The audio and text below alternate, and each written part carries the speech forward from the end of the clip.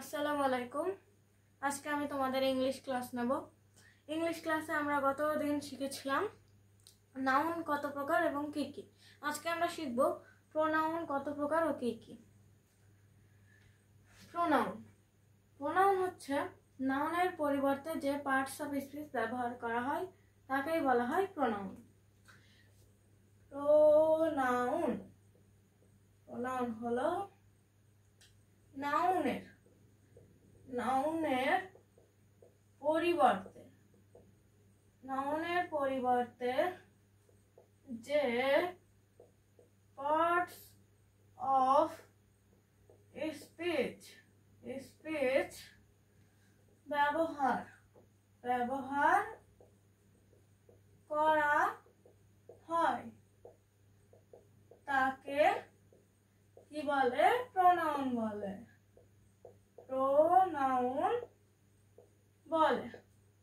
Pronoun কি হতে পারে? প্রোনাউনের যদি আমরা উদাহরণ দিই, যেমন প্রোনাউন হতে পারে হি, শি, ইট, দে, এগুলো। হি, শি, ইট, দে, ইটিসি ইত্যাদি ইত্যাদি অনেক কিছু হতে পারে। এবার আমরা যদি প্রোনাউনের প্রকার ভেদে যাই, প্রোনাউন প্রধানত 8 প্রকার। চলো লিখে ফেলি। প্রোনাউন প্রধানত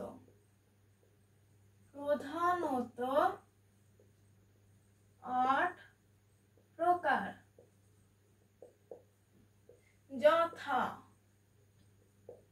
যথা 1 নম্বর কি? Demonstrative pronoun. 1 নম্বর হচ্ছে ডেমনস্ট্রেটিভ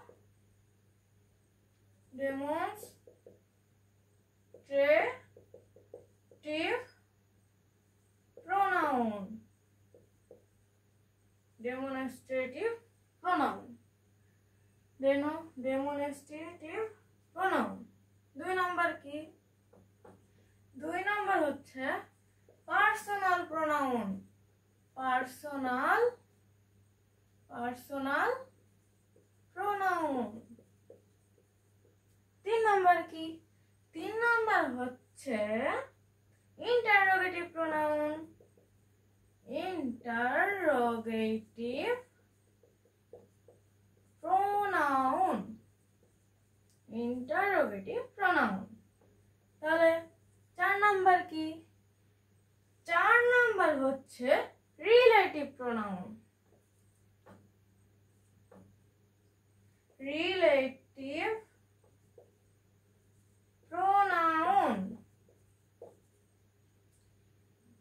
এটা হচ্ছে 4 প্রকার, আর আরো 4 প্রকার আছে। আজকে আমরা শুধু এই 4 প্রকার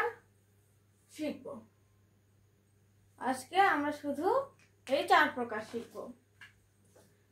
চলো আর কিছু লিখে নিই, বাকিগুলো লিখে নিই আমরা। 5 নাম্বার কি? 5 নাম্বার হচ্ছে indefinite pronoun. Indefinite pronoun. 6 number কি? 6 নাম্বার হচ্ছে ডিস্ট্রিবিউটিভ প্রোনাউন।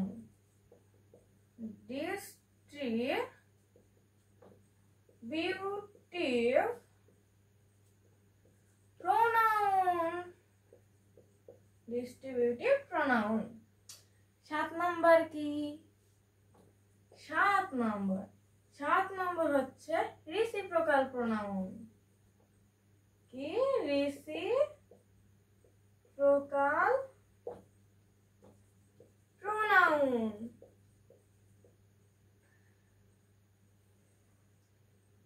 আর আমাদের যে সর্বশেষ প্রোনাউন হচ্ছে রিফ্লেক্সিভ প্রোনাউন। সর্বশেষ প্রোনাউন হচ্ছে রিফ্লেক্সিভ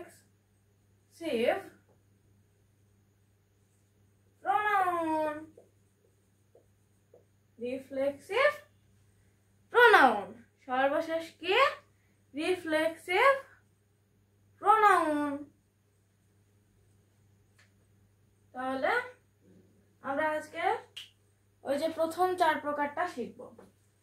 প্রথম 4 প্রকার কি?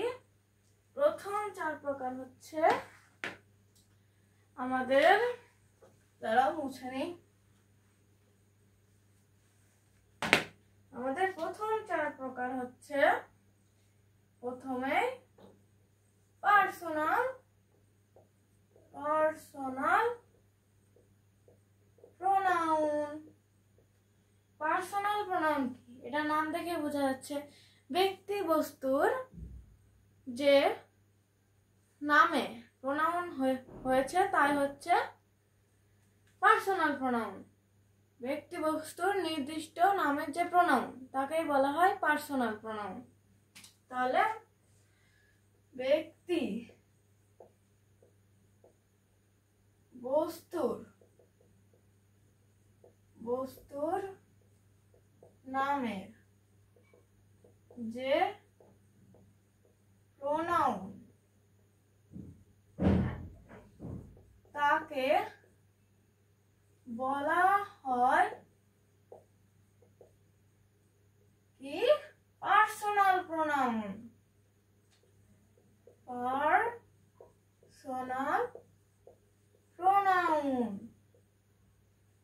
পার্সোনাল প্রোনাউন গুলো কি? হি, শি, ইট, দে, এগুলো। যেমন কি? হি, শি,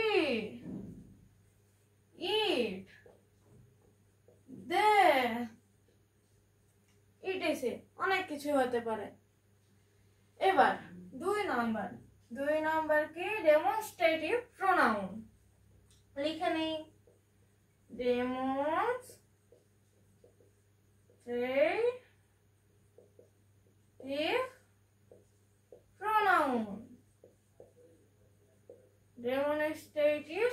প্রোনাউন।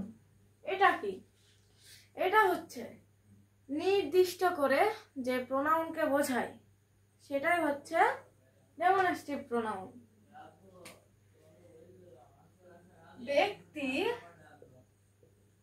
বস্তুর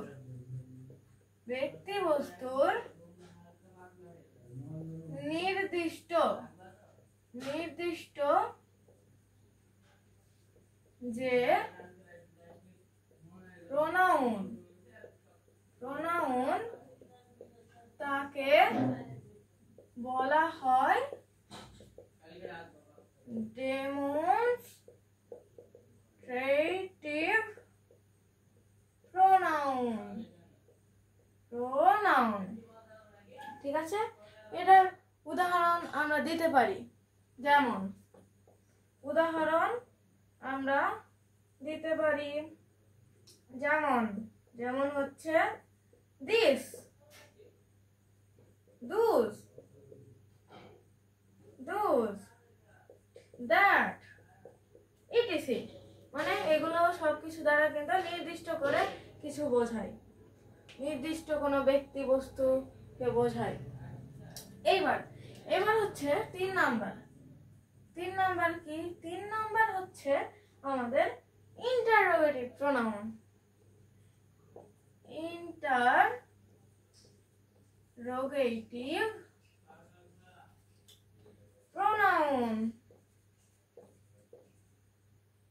ইন্টারোগেটিভ প্রোনাউন এটা কিন্তু সবাই জানে। ইন্টারোগেটিভ মানে কি? প্রশ্নবোধক প্রোনাউন। যে প্রোনাউন দ্বারা কোনো প্রশ্ন করা বোঝায় তাকে আমরা কি বলবো? তাকে আমরা বলবো ইন্টারোগেটিভ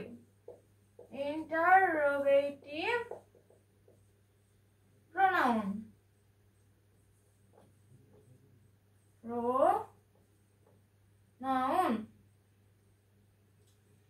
এটা কি হতে পারে? চলো লিখে ফেলি। যেমন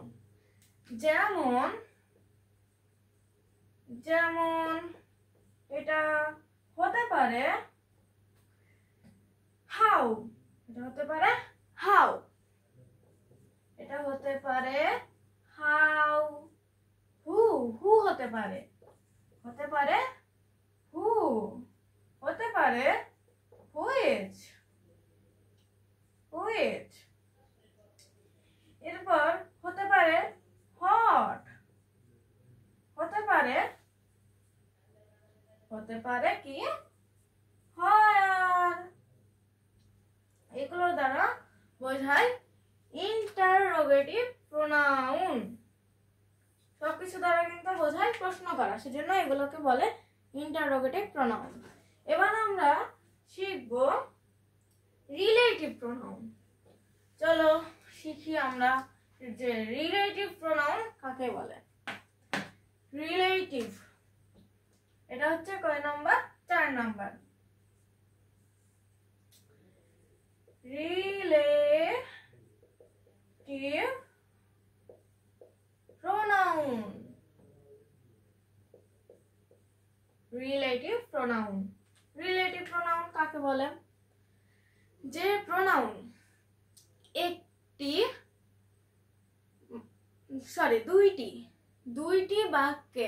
দুইটি বাক্যের মধ্যে বা দুইটি শব্দের মধ্যে সম্পর্ক স্থাপন করে তাকে আমরা বলবো রিলেটিভ প্রোনাউন। তাহলে এখানে লিখতে পারি যে প্রোনাউন দুটি শব্দ বা বাক্যের মধ্যে সম্পর্ক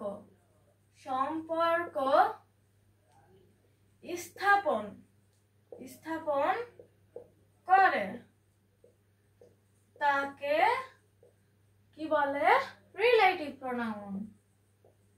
রিলেটিভ প্রোনাউন।